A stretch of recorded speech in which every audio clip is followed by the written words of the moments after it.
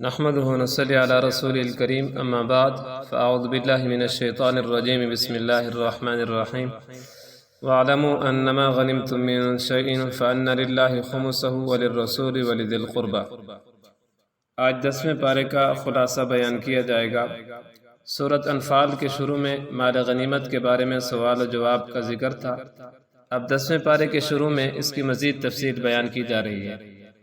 مال غنیمت کے اولاً 5 حصے کیے جائیں گے، ان میں سے 4 حصے مجاہدین کے درمیان برابر برابر تقسیم کیے جائیں گے، اور مال غنیمت کا 5واں چونکہ خالص اللہ تعالیٰ کی ملکیت ہے، اس لیے یہ حصہ اللہ تعالیٰ کی طرف سے نبی کریم صلی اللہ علیہ وسلم اور آپ صلی اللہ علیہ وسلم کی قرابت داروں، یتیموں، مسکینوں اور مسافروں کو دیا جائے گا۔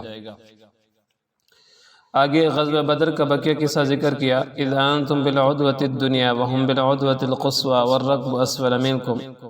یہاں سے پھر اللہ تعالیٰ نے غزوہ بدر کا ذکر فرمایا۔ غزوہ بدر مسلمانوں اور کفار کے درمیان وہ پہلی جنگ ہے جس نے مشرکین مکہ اور کفار مکہ کی کمر توڑ کر رکھ دی تھی۔ اس غزوہ میں ظاہری اور مادی طور پر مسلمانوں کے فتح پانے کا کوئی امکان نہیں تھا، اور مشرکین مکہ کی شکست کا کوئی احتمال نہیں تھا، مگر اللہ تعالیٰ کی غیبی قوت نے سارے ساز و سامان اور ظاہری اسباب کی کایا پلٹ دی، اور یہی وہ جنگ ہے جس نے اسلام کی فتوحات کے دروازے کھولے۔ غزوہ بدر میں شریک صحابہ کرام رضی اللہ عنہم اجمعین کا خاص مقام ہے۔ آگے مدد حاصل کرنے کے 6 اصول بیان کیے گئے ہیں۔ یا ایھا الذین آمنوا اذا لقیتم فئۃ فاثبتوا واذکروا اللہ کثیرا لعلکم تفلحون۔ یہاں سے لے کر آیت نمبر 47 تک بتایا گیا ہے کہ اگر مسلمان میدان جنگ میں اللہ تعالیٰ کی مدد اور نصرت حاصل کرنا چاہتے ہیں تو درج ذیل 6 چیزوں کا اہتمام کریں۔ نمبر 1، میدان جنگ میں ثابت قدمی اختیار کریں۔ نمبر 2، کثرت کے ساتھ اللہ تعالیٰ کا ذکر کریں۔ نمبر 3، اللہ تعالیٰ اور اس کے رسول صلی اللہ علیہ وسلم کی اطاعت کریں۔ نمبر 4، آپس کے اختلافات سے پرہیز کریں۔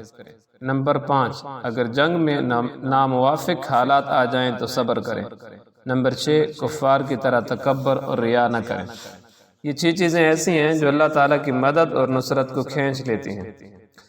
آگے جنگ کی تیاری کے لیے اسلحہ تیار رکھنا اور اپنے آپ کو تیار رکھنا، اس چیز کا حکم دیا گیا۔ وَأَعِدُّوا لَهُم مَّا اسْتَطَعْتُم مِّن قُوَّةٍ وَمِن رِّبَاطِ الْخَيْلِ۔ اس آیت میں مسلمانوں کو سمجھایا جا رہا ہے کہ جنگی ہتھیار اور جنگ کے لیے خوب تیاری کیا کرو۔ البتہ یہ ضروری نہیں کہ جتنا ساز و سامان کفار کے پاس ہے مسلمانوں کے پاس بھی اتنا ہونا چاہیے، بلکہ مسلمان اپنی طاقت کے مطابق خوب تیاری کریں۔ جنگ کے لیے تیاری کرنا فرض ہے۔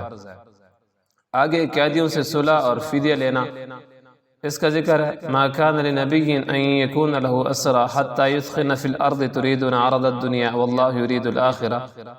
جب غزوہ بدر میں مسلمانوں کو فتح ہو گئی، کفار کو شکست ہوئی اور ان کے 70 سردار بھی گرفتار کر لیے گئے، تو نبی اکرم صلی اللہ علیہ وسلم نے حضرات صحابہ کرام رضی اللہ عنہم سے ان کے بارے میں مشورہ کیا کہ ان کے ساتھ کیا کیا جائے۔ حضرت صدیق اکبر اور دیگر صحابہ کرام رضی اللہ عنہم کی رائے تھی کہ فدیہ لے کر انہیں چھوڑ دیا جائے، جبکہ حضرت فاروق اعظم اور حضرت سعد بن معاذ رضی اللہ تعالی عنہم کی رائے تھی کہ انہیں قتل کر دیا جائے۔ نبی کریم صلی اللہ علیہ وسلم نے رحمت للعالمین ہونے کی وجہ سے فدیہ لے کر چھوڑنے والی رائے کو پسند کیا، تو اس پر ان صحابہ کرام کے لیے اللہ تعالیٰ کی طرف سے عتاب نازل ہوا جنہوں نے فدیہ لے کر چھوڑنے کی رائے دی تھی کہ اگر اللہ تعالیٰ کا حکم پہلے نہ آ چکا ہوتا تو جو فدیہ تم نے دیا ہے اس کے بدلے تم پر عذاب عظیم نازل ہوتا۔ آگے اللہ تعالیٰ نے مہاجرین اور انصار کا ذکر کیا۔ والذین آمنوا وہاجروا وجاہدوا فی سبیل اللہ والذین آووا ونصروا اولئک هم المؤمنون حقا لہم مغفرۃ ورزق کریم۔ سورۃ انفال کے آغاز میں جہاد کا ذکر تھا اور اختتام میں ہجرت کا ذکر ہے۔ ان آیات میں اللہ تعالیٰ نے مہاجرین اور انصار کا تذکرہ فرمایا کہ مہاجرین وہ ہیں جنہوں نے دین اسلام کے لیے ہجرت کی، اور انصار وہ ہیں جنہوں نے اللہ تعالیٰ کی رضا کے لیے انہیں ٹھکانہ دیا اور ان کی مدد کی۔ اللہ تعالیٰ نے دونوں گروہوں کے ایمان کی گواہی دیتے ہوئے فرمایا کہ یہی پکے مومن ہیں اور ان کے لیے بخشش اور عزت کی روزی ہے۔ آگے سورۃ توبہ شروع ہوتی ہے۔ اس صورت کا نام سورۃ توبہ ہے، اور اس میں مخلصین صحابہ کرام رضی اللہ عنہم کی دستان اور توبہ کا ذکر ہے، جو غزوہ تبوک میں کسی وجہ سے شریک نہ ہو سکے، پھر انہوں نے سچے دل سے توبہ کی تو ان کی توبہ قبول ہو گئی، جس کا ذکر آیت نمبر 118 میں ہے۔ اس مناسبت سے اس سورت کا نام سورۃ توبہ رکھا گیا ہے۔ سورۃ توبہ فتح مکہ کے بعد نازل ہوئی، اور اس کی پہلی 5 آیات میں 4 قسم کے مشرکین کے احکامات بیان کیے گئے ہیں۔ پہلی قسم براءۃ من اللہ ورسولہ الی الذین عاہدتم من المشرکین، وہ جن سے کسی قسم کا معاہدہ صلح نہیں تھا، ان کو 4 ماہ کی مہلت دی گئی تھی کہ اگر وہ اسلام قبول کر لیں تو ٹھیک، یا جزیرہ عرب سے باہر جانا چاہیں تو اس کی ترتیب بنا لیں، ورنہ انہیں جنگ کا سامنا کرنا ہوگا۔ دوسری قسم وہ جن سے معاہدہ صلح بغیر تعین مدت کے ہوا تھا، ان کا حکم بھی پہلی قسم والا ہے۔ ان دونوں قسموں کا آیت نمبر 1 اور 2 میں ذکر کیا۔ تیسری قسم الا الذین عاہدتم من المشرکین ثم لم ينقصوکم شیئا ولم یظاہروا علیکم احدا فاتموا الیہم عہدہم الی مدتہم، وہ جن سے صلح کا معاہدہ کسی خاص میعاد کے لیے کیا گیا اور وہ اس معاہدے پر قائم رہے، ان کے بارے میں یہ حکم دیا گیا کہ ان کے معاہدے کی جتنی مدت باقی ہے اس کو پورا کیا جائے۔ ان کے معاہدے کی مدت ختم ہونے میں 9 ماہ باقی تھے تو انہیں 9 ماہ تک مہلت دے دی گئی۔ چوتھی قسم فَإِذَا انْسَلَخَ الْأَشْهُرُ الْحُرُمُ فَاقْتُلُوا الْمُشْرِكِينَ حَيْثُ وَجَدتُّمُوهُمْ، وہ مشرکین جن سے حدیبیہ میں صلح کا معاہدہ ہوا اور انہوں نے خود اس کو توڑ دیا۔ اسی نقض معاہدہ کی وجہ سے آپ صلی اللہ علیہ وسلم نے مکے پر حملہ کر کے بغیر خون خرابے کی فتح فرما لیا تھا۔ ان کے لیے مہلت تو نہیں تھی، لیکن حج کے موقع پر ان سے برات کا اعلان کیا گیا تھا، جو کہ خود حرمت والا مہینہ تھا، اور اس کے بعد محرم وہ بھی حرمت والا۔ اسی وجہ سے محرم کے آخر تک ان کو بھی مہلت مل گئی تھی کہ اگر وہ ایمان نہ لائیں یا جزیرہ عرب سے باہر نہ جائیں تو ان کو قتل کر دیا جائے۔ آگے اللہ تعالی نے فرمایا ما کان للمشرکین ان یعمروا مساجد اللہ شاہدین علی انفسہم بالکفر اولئک حبطت اعمالہم وفی النار ہم خالدون۔ گزشتہ آیات میں بھی مشرکین کا ذکر تھا، اب یہاں بھی انہی کا ذکر ہے۔ مشرکین بیت اللہ کی تعمیر کرتے اور حاجیوں کو پانی پلاتے اور مسلمانوں کے مقابلے میں اس پر فخر کرتے تھے کہ اس سے بڑھ کر کسی کا کوئی عمل نہیں ہو سکتا۔ یہاں سے ان کی تردید کی جا رہی ہے کہ مسجد کی خدمت یا حاجیوں کو پانی پلانا بڑی خدمت ہے، بشرطے کہ ایمان ہو۔ مشرک کے پاس ایمان نہیں ہے، اس لیے اعمال کا کوئی فائدہ بھی نہیں۔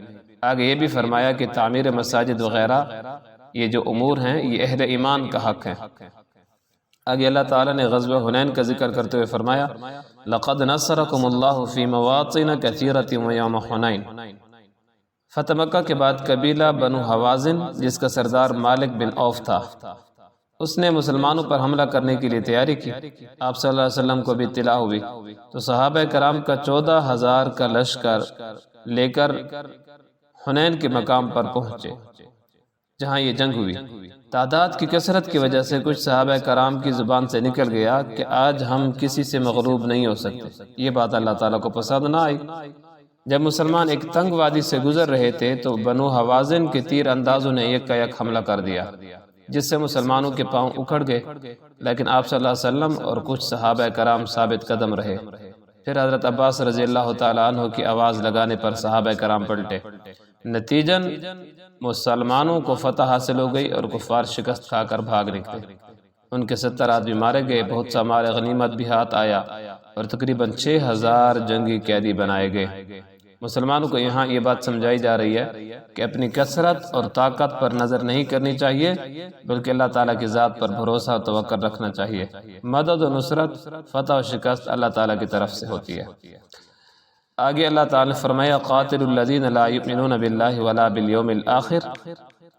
پچھلی آیات میں مشرکین کے لیے ذکر تھا، اب یہاں سے مسلمانوں کو حکم دیا جا رہا ہے کہ اہل کتاب سے جہاد کرو، یہاں تک کہ وہ ذلیل ہو کر جزیہ دیں۔ اہل کتاب آپ صلی اللہ علیہ وسلم کی مبارک زندگی میں جزیرہ عرب میں غیر مسلم شہری کی حیثیت سے رہ کر جزیہ ادا کرتے رہے۔ پھر آپ صلی اللہ علیہ وسلم ہی کی وصیت کے مطابق حضرت عمر فاروق رضی اللہ تعالیٰ عنہ کے دور خلافت میں اہل کتاب کو جزیرہ عرب سے بھی نکال دیا گیا۔ آگے یہود و نصارہ کی تردید کرتے ہوئے اللہ تعالیٰ نے فرمایا وقالت الیہود عزیر ابن اللہ وقالت النصارى المسیح ابن اللہ ذلك قولهم بافواہہم۔ یہاں سے لے کر کئی آیات تک اہل کتاب کا ذکر ہے۔ اہل کتاب میں سے یہودی حضرت عزیر علیہ السلام کو اور عیسائی حضرت عیسیٰ علیہ السلام کو اللہ تعالیٰ کا بیٹا مانتے تھے۔ یہاں ان کی تردید کرتے ہوئے فرمایا کہ یہ ان کے منہ کی بنائی ہوئی باتیں ہیں، اللہ ان کی مشرکانہ باتوں سے پاک ہے۔ آگے اللہ تعالیٰ نے ناحق مال کھانے پر وعید بیان کی ہے۔ یا ایھا الذین آمنوا ان کثیرا من الاحبار والرہبان لیأکلون اموال الناس بالباطل۔ اہل کتاب ناحق طریقوں سے لوگوں کا مال کھاتے ہیں۔ ان میں سے ایک طریقہ یہ تھا کہ شریعت موسوی میں تحریف کرتے اور اس پر لوگوں سے پیسے لیتے تھے۔ یہاں اللہ تعالیٰ فرما رہے ہیں کہ ان کے لیے قیامت کے دن دردناک عذاب ہوگا۔ پھر اللہ تعالیٰ نے غزوہ تبوک کا ذکر کرتے ہوئے فرمایا یا ایھا الذین آمنوا ما لکم اذا قیل لکم انفروا فی سبیل اللہ اثاقلتم الی الارض ارضیتم بالحیاۃ الدنیا من الآخرۃ فما متاع الحیاۃ الدنیا فی الآخرۃ الا قلیل۔ یہاں سے لے کر تقریباً سورت کے آخر تک مختلف اعتبار سے غزوہ تبوک کا ذکر ہے۔ فتح مکہ اور حنین کے بعد جب آپ صلی اللہ علیہ وسلم مدینہ طیبہ پہنچے تو اطلاع ملی کہ رومی سلطنت کا بادشاہ ہرقل مدینہ منورہ پر ایک زبردست قسم کے حملے کے لیے تیاری کر رہا ہے۔ آپ صلی اللہ علیہ وسلم نے پورے مدینہ کے مسلمانوں کو تیاری کا حکم دیا اور 30,000 صحابہ کرام کا لشکر لے کر آپ صلی اللہ علیہ وسلم نے پیش قدمی کی۔ مسلمانوں کے لیے یہ بہت بڑی آزمائش تھی، سخت گرمی تھی، کھجوریں پک چکی تھیں، یہی ان کے لیے سال بھر کا گزر بسر تھا۔ جیسے ہمارے ہاں گندم کے وہ فصل ہوتی ہے تو ان کے ہاں صحابہ کرام کے ہاں کھجور تھی۔ سفر بہت دور کا تھا، تقریباً 800 میل کا سفر تھا۔ جنگ کے لیے ساز و سامان کم تھا، ادھر مقابلہ دنیا کی سپر پاور کے ساتھ تھا۔ آپ صلی اللہ علیہ وسلم اور مسلمانوں کی پیش قدمی کرنے کی وجہ سے کفار پر رعب طاری ہو گیا، وہ واپس چلے گئے اور جنگ کی نوبت نہ آئی۔ منافقین قسمیں کھا کر ہیلے بہانے کرنے لگے اور مدینہ میں رک گئے۔ چند ایک مسلمان بھی کسی وجہ سے نہ جا سکے، بعد میں انہوں نے توبہ کی، ان کی توبہ قبول ہوئی۔ آگے آنے والی آیات میں منافقین کے نفاق اور جھوٹ کو تفصیل کے ساتھ بیان کیا جا رہا ہے۔ ان مومنین مخلصین کا بھی ذکر ہے جو غزوہ تبوک میں شریک نہ ہو سکے۔ آگے اللہ تعالیٰ نے حضرت ابوبکر صدیق کی صحابیت کو بیان کیا۔ اذ یقول لصاحبہ لا تحزن ان اللہ معنا۔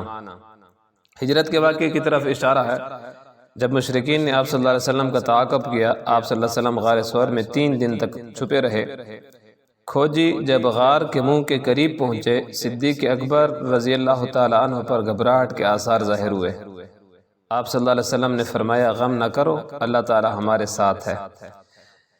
یہاں نص قطعی سے حضرت ابوبکر صدیق کی صحابیت ثابت ہے، یعنی قرآن کریم کے الفاظ سے حضرت ابوبکر صدیق رضی اللہ تعالیٰ کی صحابیت ثابت ہے۔ اگر کوئی شخص حضرت ابوبکر صدیق رضی اللہ تعالیٰ عنہ کی صحابیت کا انکار کرے تو وہ دائرہ اسلام سے خارج ہوگا۔ آگے اللہ تعالیٰ نے صدقات کے مصارف بیان کیے۔ انما الصدقات للفقراء والمساکین والعاملین علیہا والمؤلفۃ قلوبهم وفی الرقاب والغارمین وفی سبیل اللہ وابن السبیل فریضۃ من اللہ واللہ علیم حکیم۔ گزشتہ آیات میں منافقین کے اعتراضات کا ذکر تھا۔ وہ کہتے تھے کہ آپ صلی اللہ علیہ وسلم صدقات کی تقسیم میں انصاف نہیں کرتے، جس کو جتنا چاہتے ہیں دے دیتے ہیں۔ اب اس آیت میں مصارف کی تعیین اور ان کے الزام کو رد کیا جا رہا ہے کہ اللہ نے یہ بات خود متعین فرما دی کہ صدقات کن لوگوں کو دینے، اور آپ صلی اللہ علیہ وسلم تو اللہ کے حکم کی تعمیل کرتے ہیں۔ زکوٰۃ کے جو مصارف ہیں وہ 8 ہیں۔ فقراء اور مساکین، فقیر اور مسکین میں کچھ فرق ہے۔ فقیر اسے کہتے ہیں جس کے پاس کچھ بھی نہ ہو، اور مسکین کہتے ہیں جس کے پاس مال تو ہو مگر اس کی ضرورت پوری نہ ہوتی ہو۔ تیسرے نمبر پہ ہے عاملین، جن کو حکومت نے متعین کیا ہو زکوٰۃ کے اموال جمع کرنے کے لیے، ان کی تنخواہ اموال زکوٰۃ سے دی جائے گی۔ چوتھا ہے مؤلفۃ القلوب، ان سے مراد وہ نو مسلم ہیں جو ضرورت مند ہوں، ان کو اسلام پر برقرار رکھنے اور دلجوئی کے لیے زکوٰۃ دینا جائز ہے۔ یہ ذہن نشی فرما لیں کہ یہ مسئلہ اس وقت تھا، اب نہیں ہے۔ 5ویں نمبر پہ ہے فی الرقاب، غلام کو آزاد کرنے کے لیے، یعنی اگر غلام کو اس کا مالک کہہ دے کہ تو اتنے پیسے دے دے میں تجھے آزاد کرتا ہوں، تو اس کو بھی زکوٰۃ دینا جائز ہے تاکہ وہ آزاد ہو، لیکن آج کل غلاموں کا بھی تصور نہیں ہے۔ 6 نمبر پر ہے غارمین، مقروضوں کو زکوٰۃ دینا تاکہ قرض سے اس کو نجات مل جائے۔ 7ویں نمبر پر ہے فی سبیل اللہ، مجاہد جو جہاد پر جانا چاہتا ہو لیکن اس کے پاس سواری وغیرہ نہ ہو، کرایہ نہ ہو، اس کو زکوٰۃ دینا جائز ہے۔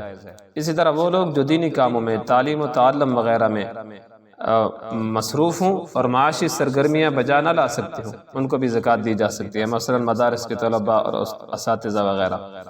8ویں نمبر پر ہے ابن السبیل، مسافر، یعنی ایسا شخص جس کے پاس اپنے گھر میں تو الحمدللہ پیسے موجود ہیں لیکن سفر میں اس کے پاس پیسے نہیں ہیں، یا کہیں سفر میں اس کی جیب وغیرہ کٹ گئی ہے اور اس کو ضرورت پڑ گئی ہے، تو اس کو زکوٰۃ دینا بھی جائز ہے۔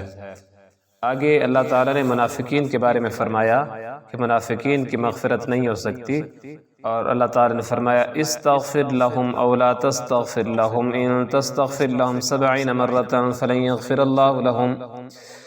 گزشتہ کئی آیات میں منافقین کے نفاق، جھوٹ، جہاد میں نہ جانا، ہیلے بہانے کرنا، ایک دوسرے کو برائی کا حکم دینا، نیکی سے منع کرنا، مسلمانوں سے بغض اور حسد رکھنا، اس جیسی ان کی برائیاں تفصیل سے بیان ہوئیں۔ اب یہاں نبی کریم صلی اللہ علیہ وسلم سے فرمایا جا رہا ہے کہ منافقین کے لیے اگر آپ 70 بار بھی مغفرت کی دعا کریں تب بھی اللہ تعالیٰ انہیں معاف نہیں فرمائیں گے۔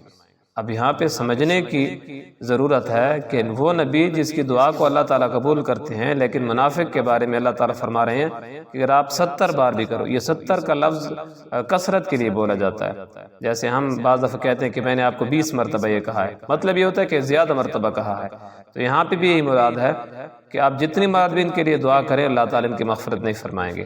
اور اگلی آیت میں اللہ تعالیٰ نے فرمایا وَلَا تُصَلِّ عَلَىٰ أَحَدٍ مِّنْهُمْ مَاتَ أَبَدًا وَلَا تُقِمْ عَلَىٰ قَبْرِهِ، اس میں کہ منافق کا جنازہ پڑھنے اور قبر پر کھڑا ہونے سے بھی اللہ تعالیٰ نے منع فرما دیا کہ ان کے لیے دعائے مغفرت بھی نہ کریں۔ بعض لوگ نبی کریم صلی اللہ علیہ وسلم کے جنازے کو تو دلیل بنا لیتے ہیں کہ نبی کریم صلی اللہ علیہ وسلم نے منافقین کے سردار کا جنازہ پڑھایا تھا، لیکن اس بات کو بھول جاتے ہیں کہ اللہ تعالیٰ نے آگے حکم نازل کر دیا وَلَا تُصَلِّ عَلَىٰ أَحَدٍ مِّنْهُمْ مَاتَ أَبَدًا وَلَا تَقُمْ عَلَىٰ قَبْرِهِ، کہ منافقین کا جنازہ بھی اس کے بعد نہیں پڑھانا اور ان کی قبر پر کھڑے ہو کر دعائے مغفرت بھی نہیں کرنی۔ یہ آیت عبداللہ ابن ابی ابن سلول منافق کی موت اور اس پر نماز جنازہ کے متعلق نازل ہوئی۔ آپ صلی اللہ علیہ وسلم نے اس پر نماز جنازہ پڑھی، پھر یہ آیت نازل ہوئی۔ اس کے بعد نبی کریم صلی اللہ علیہ وسلم نے کبھی بھی کسی منافق کی نماز جنازہ نہیں پڑھی۔ اس کی کئی حکمتیں تھیں، ایک تو یہ کہ اس کا بیٹا جو تھا وہ صحابی تھا اور اس نے نبی کریم صلی اللہ علیہ وسلم سے کہا کہ میرے والد کی نماز جنازہ پڑھ دے، اور دوسری بات یہ کہ اس وقت یہ حکم نہیں آیا تھا کہ منافقین کے جنازہ نہ پڑھو۔ اور دوسری جو دلیل بنائی جاتی ہے کہ نبی کریم صلی اللہ علیہ وسلم نے اپنے کرتا جو تھا وہ کفن کے لیے عبداللہ ابن ابی کو دیا کفن کے لیے، تو اس کا بھی جواب ہے کہ جب رسول اللہ صلی اللہ علیہ وسلم کے چچا حضرت حمزہ رضی اللہ تعالیٰ عنہ شہید ہوئے غزوہ بدر میں، تو غزوہ احد میں، تو حضرت حمزہ رضی اللہ تعالیٰ عنہ کو جو کفن دیا تھا وہ اسی عبداللہ ابن ابی ابن سلول نے دیا تھا، تو نبی کریم صلی اللہ علیہ وسلم نے اس کا بدلہ چکایا کہ اپنے چچا کا بدلہ چکا کر اس منافقین کے سردار کو کفن دے دیا۔ بہرحال اللہ تعالیٰ نے اس آیت میں منع فرما دیا کہ منافقین کا جنازہ کبھی بھی نہیں پڑھنا اور نہ ان کے لیے دعائے مغفرت کرنی ہے۔ اللہ تعالیٰ ہمیں صراط مستقیم پہ چلنے کی توفیق نصیب فرمائے۔ وآخر دعوانا الحمدللہ رب العالمین۔